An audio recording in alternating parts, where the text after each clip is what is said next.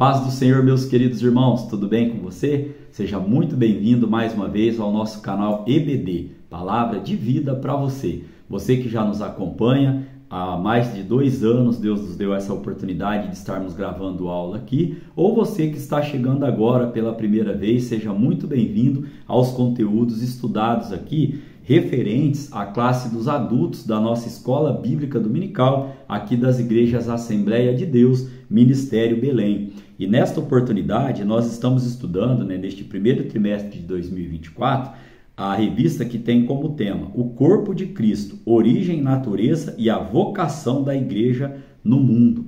Nesta oportunidade, nós estaremos estudando a lição de número 4, que é para a data do dia 28 de janeiro de 2024. E lembrando aos irmãos que as 3 lições anteriores se encontram aqui, organizadas em uma playlist chamada O Corpo de Cristo.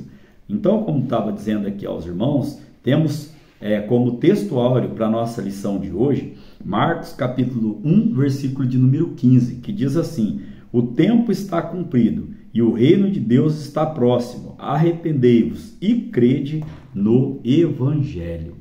Nós temos como verdade prática, pregar a mensagem do reino de Deus é uma importante missão da igreja. Então, no conteúdo da nossa lição de hoje, da nossa aula de hoje, nós estaremos tendo como objetivos exatamente o que? Esse contexto aqui relacionado à pregação do Evangelho, missão dada por Jesus Cristo a nós, igreja. Temos como leitura bíblica em classe Marcos capítulo 1, versículo 14 ao 17, que diz assim: e depois que João foi entregue à prisão, veio Jesus para a Galiléia, pregando o evangelho do reino de Deus, e dizendo: o tempo está cumprido, e o reino de Deus está próximo, arrependei-vos e crede no evangelho. E andando junto ao mar da Galiléia, viu Simão e André, seu irmão, que lançavam a rede ao mar, pois eram pescadores.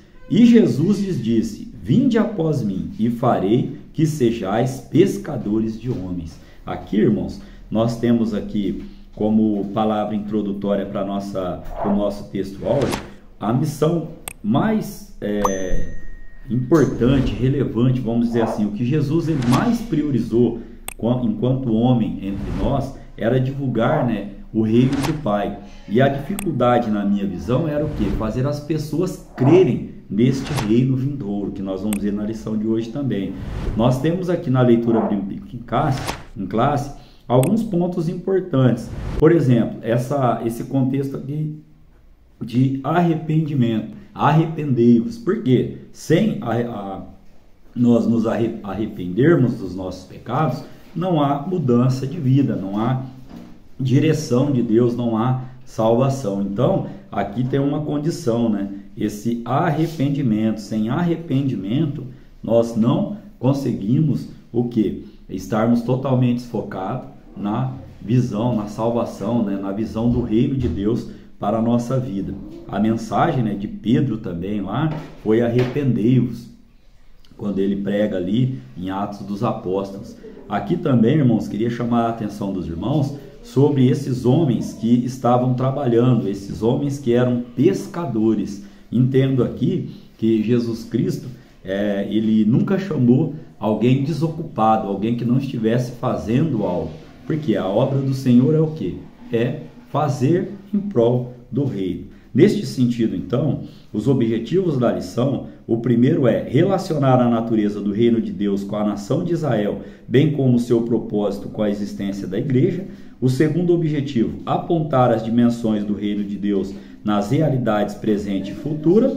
E um terceiro objetivo, destacar a igreja como projeto de Deus e expressão de seu reino na plenitude dos tempos. Temos como parte motivacional para a nossa aula de hoje que a maior vitória do reino de Deus é sobre o pecado, a morte e Satanás. Haja visto que a natureza do reino de Deus, ela é espiritual, ela não é carnal, ela é espiritual. E ele se manifesta por meio da justiça, paz e alegria do Espírito. Amém? Então, motivacional para a nossa aula de hoje.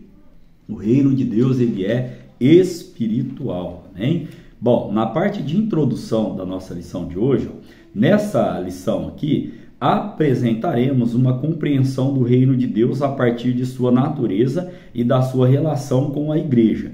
Aqui podemos trazer também que a igreja é vista como parte desse reino e por isso Deus a estabeleceu para 3 condições: viver, pregar e manifestar a vida do reino divino. Então, temos como igreja do Senhor quais responsabilidades estabelecidas por Deus? Viver, pregar e manifestar o quê? Essa vida referente ao reino. E como nós vimos lá na parte motivacional, o que inclui isso? É o que? É a vitória sobre o pecado. E o reino do Senhor, nós vivemos por meio da justiça, da paz e da alegria no Espírito Santo. Podemos ainda trazer aos irmãos nessa parte introdutória que a Bíblia apresenta a Deus como um rei que exerce o seu governo e domina sobre tudo o que há. Lá em Salmo 22, vamos ter várias referências bíblicas, né? Peço que os irmãos estejam preparados para estarem lendo ou anotando essas referências. Salmo 22, no verso de número 28, a palavra do Senhor diz assim, porque o reino é do Senhor e ele domina entre as nações. Então, aqui para embasar a nossa introdução, que temos como palavra-chave reino. Palavra-chave para a nossa lição de hoje, reino. Nós estaremos estudando agora os 3 tópicos da nossa lição. E estes 3 tópicos têm os seus subtópicos para que possamos entender os conteúdos. O primeiro tópico diz assim, a natureza do reino de Deus. Primeiro subtópico, o reino de Deus é universal. Lá em Salmo de número 47, no verso de número 7, vamos estar aqui lendo 47, Salmo 47, no verso 7, diz assim a palavra do Senhor. Pois Deus é o rei de toda a terra, cantai louvores com inteligência. Então aqui é a Bíblia afirmando que Deus é o rei de toda a terra. E nós já lemos em Salmo 22, 28, mais ainda para embasar esse conceito. Então aqui podemos dizer que as Escrituras revelam um importante aspecto da natureza do reino de Deus. Qual o importante aspecto? A sua universalidade. E o que vem a ser esta universalidade? Vamos ler lá em Daniel, capítulo de número 2, no verso de número 21. Daniel, capítulo de número 2, verso de número 1. A palavra do Senhor, ela vem dizendo assim, para embasarmos esse conteúdo a respeito do reino. E ele muda os tempos e as estações. Ele remove os reis e estabelece os reis. Ele dá sabedoria aos sábios e conhecimento aos entendidos. Então, neste contexto aqui, podemos trazer aos irmãos ainda o seguinte, a respeito dessa universalidade. Significa que nada, nem ninguém está fora do seu domínio. É bem verdade que nós estaremos aqui adentrando agora o subtópico de número 2, onde teremos também uma compreensão mais ampla do que acabamos de explicar. Olha só o tema do subtópico 2, a soberania divina e os acontecimentos no mundo. Olha, observamos que embora o mundo siga o seu curso, Deus não perdeu nem deixou de exercer domínio sobre ele, tampouco sobre o universo criado. Isso, irmãos, não significa dizer que ele seja a causa de tudo o que acontece no mundo. Por quê? O pessoal costuma dizer assim, se deu certo é de Deus, se deu errado é do diabo. E aí nós precisamos entender que existe uma vontade permissiva de Deus para as coisas. Olha o que o autor da revista nos coloca aqui, Embora os homens e até mesmo o diabo e seus demônios tenham liberdade e permissão para agirem neste mundo, contudo, estas ações não se sobrepõem à soberania de Deus. Assim, Deus domina sobre todos. Salmo de número 103, no verso 19. Vamos ler? Salmo 103, verso de número 19. Vamos entender melhor este conceito, embasados aqui na Bíblia. Olha o que diz, O Senhor tem estabelecido o seu trono nos céus e o seu reino domina sobre tudo. Então, há uma permissão de Deus para que isso tudo sob, debaixo do controle dele, esteja acontecendo. A Bíblia vai registrar que no final dos tempos sobreveriam guerras, rumores de guerra, pai contra filho, filho contra pai, nação contra nação e etc. Então, neste sentido aqui, fica claro que nada acontece sem que Deus esteja sabendo, ou seja, Deus não é pego de surpresa em nada. O terceiro subtópico diz assim, o reino de Deus, a nação de Israel e a igreja. Aqui podemos entender que quando Deus escolheu Israel, ele tinha o quê? Um propósito de abençoar esta nação e por meio dela todos os povos, conforme Gênesis capítulo 12, verso 1 ao verso de número 3. Vamos lá, está dando uma lida para embasar aqui o nosso contexto. Gênesis capítulo de número 12, no verso de número 1 ao verso de número 3. Ora, o Senhor disse a Abrão, sai da tua terra, da tua parentela e da casa de teu pai, para a terra que eu te mostrarei, e far-te-ei uma grande nação, e abençoar-te-ei, e engrandecerei o teu nome, e tu serás uma bênção. E abençoarei os que te abençoarem, e amaldiçoarei os que te amaldiçoarem. Em ti serão benditas todas as famílias da terra. Isto inclui a minha família e inclui a sua família também. Neste contexto aqui ainda, este propósito se concretizou na pessoa de Jesus Cristo. Por isso que eu enfatizei que esta promessa faz menção à minha família e à sua também. Porque se concretizou na pessoa de Jesus Cristo, o filho de Davi, que por intermédio da sua morte e ressurreição estabeleceu a igreja. Vamos lá ler um texto conhecido dos irmãos, 1 Pedro capítulo de número 2, no versículo de número 9. Olha o que diz a palavra do Senhor, num texto que nós já frisamos em aulas anteriores e voltamos a trazer aqui. Mas vós sois a geração eleita, o sacerdócio real, a nação santa, o povo adquirido, para que anuncieis as virtudes daquele que vos chamou das trevas para a sua maravilhosa luz. Né? Então, neste primeiro tópico, irmãos, aprendemos aqui o reino de Deus, que o reino de Deus é universal, falamos sobre a universalidade dele, aprendemos também sobre a soberania divina e os acontecimentos no mundo, falamos também sobre o reino de Deus, a nação de Israel e a igreja. Como resumo deste tópico de número 1, as Escrituras Sagradas revelam a universalidade do reino de Deus, bem como seu propósito específico para com Israel e a igreja. Amém? Caminhando para o tópico de número 2, temos como tema a igreja e as dimensões do reino de Deus. Aqui também nós estaremos estudando 3 subtópicos. O primeiro diz, o reino de Deus como realidade presente. O autor da revista ele trouxe aqui um exemplo sobre, lá no Evangelho de Mateus, onde Jesus ele liberta e cura um endemoniado cego e mudo, lá em Mateus capítulo 12, no verso de número 22. E aqui o autor registra que este fato ele gerou ciúme e ira dos fariseus, que os acusaram de fazer isso pelo poder de Beuzebu, lá no verso de número 24. Mas a resposta de Jesus foi reveladora. Lá em Mateus capítulo 12, verso 28, Jesus diz, mas se eu expulso os demônios pelo Espírito de Deus, consequentemente chegado a vós o reino de Deus. Então, nessas palavras do Senhor, vemos um aspecto importantíssimo na compreensão da identidade do reino de Deus. Qual? A realidade presente. Em outras palavras, com o advento de Jesus, o reino de Deus já estava presente entre os homens. Nosso Senhor disse que o reino de Deus havia chegado. Mateus capítulo de número 3, no verso de número 2. Vamos lá dar uma lidinha? Mateus capítulo de número 3, verso de número 2. Diz assim a palavra do Senhor. E dizendo, arrependei-vos, porque é chegado o reino de Deus. O subtópico de número 2 vai tratar sobre a seguinte temática. Onde está o reino de Deus? É uma pergunta. Onde está o reino de Deus? O reino de Deus, como realidade presente, não está relacionado a um espaço geográfico. Nós precisamos entender que o reino de Deus está relacionado com a presença de Jesus. É a presença dele que faz toda a diferença.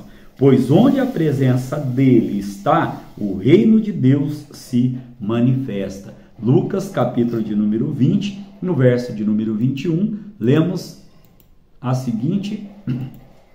seguinte versículo. Lucas, capítulo 20, no verso de número 21.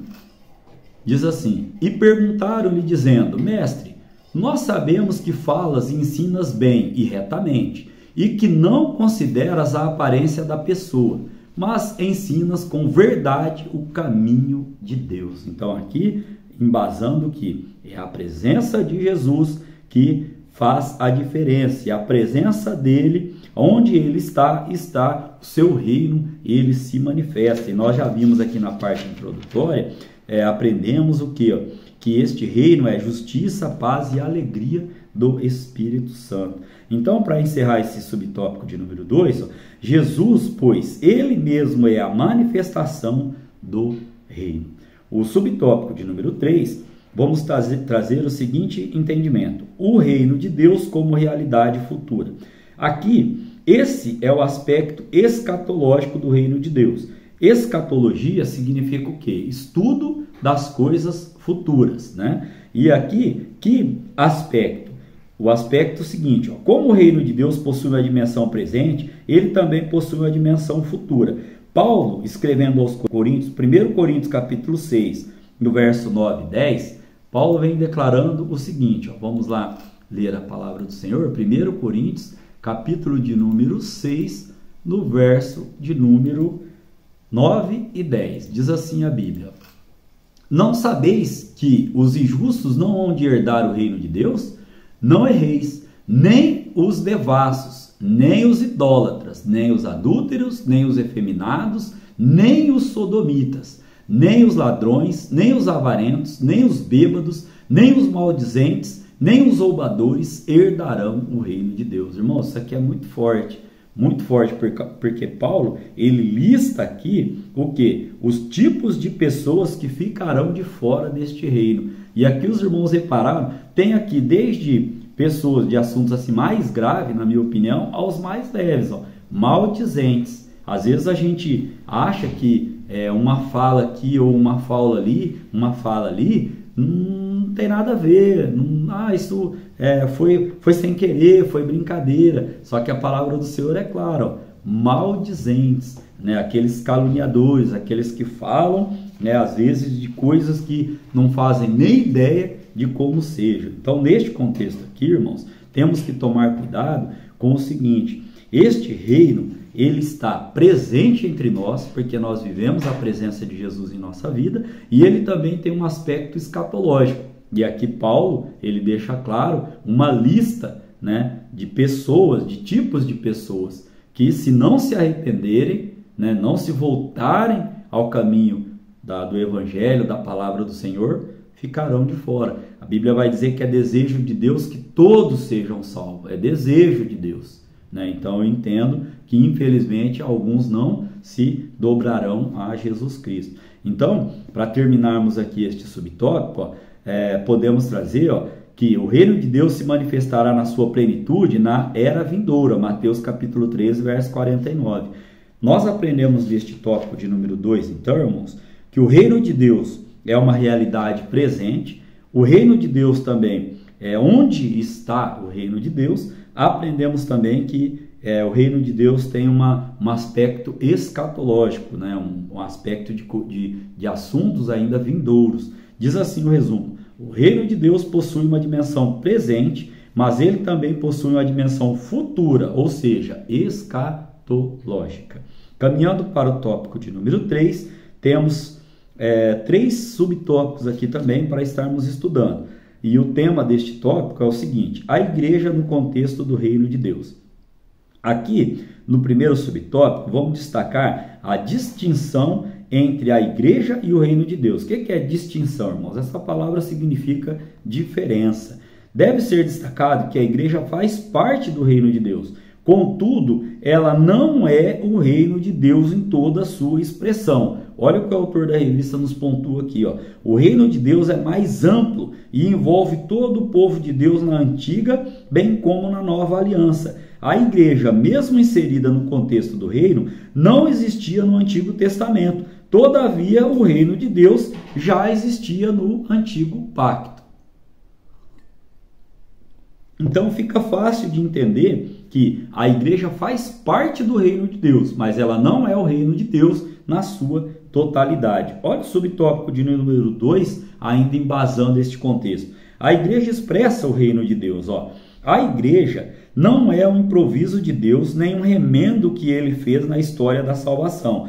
Ela foi projetada e planejada, é a eleita de Deus. Vamos lá ler 1 Pedro, capítulo de número 1, no verso de número 2.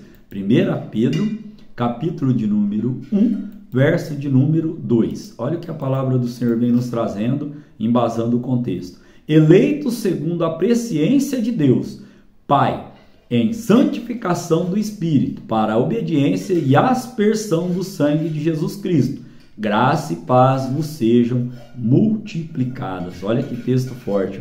Eleitos segundo a presciência. O que é a presciência de Deus? É ele ter o atributo de todo o conhecimento.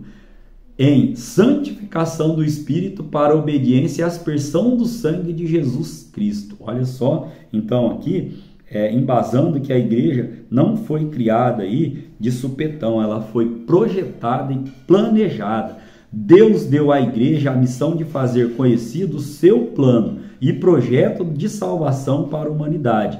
Este plano, nós entendemos que Deus fez o plano, Jesus Cristo executou o plano e o Espírito Santo de Deus continua convencendo do plano. Que plano? O plano da salvação. Lá no Salmo de número 3, no verso 8, a Bíblia vai dizer que a salvação vem de Deus e sobre o seu povo será a sua bênção. Amém? Então, subtópico de número 3, trazemos a igreja e a mensagem do reino de Deus.